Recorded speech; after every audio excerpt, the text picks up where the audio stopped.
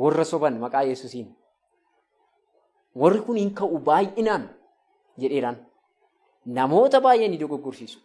Warra amanan dabalatee Kiristoositti kan amanan ergamoota qulqulloota Waaqayyoo kan kabajan mana kiristaanaa kan kabajan ofii isaanii Kiristoosii dabarsinee kennanii warra jedhan illee tuunafiin ni dogoggorsiisu.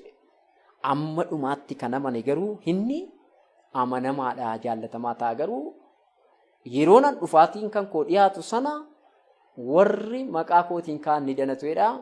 Kun amma gaa isuma arginu kanaadha jechuudha.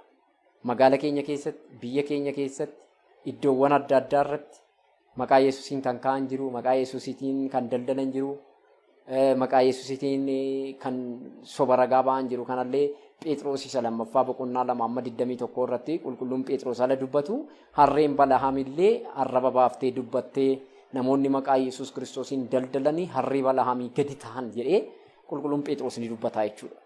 Kanaafuu ofii isaaniitii bilisoomanii bilisatuun bahin bilisa baasiniin jedhu. Ofii isaaniitiituun fayyiin fayyaa isiniin jedhu. Ofii isaaniitiituun amaniin amanaa isiniin jedhu jechuudhaan ni dubbata. Kanaafuu maqaa Yesuus Kiristoosiin kan kaan baay'eetu jiru.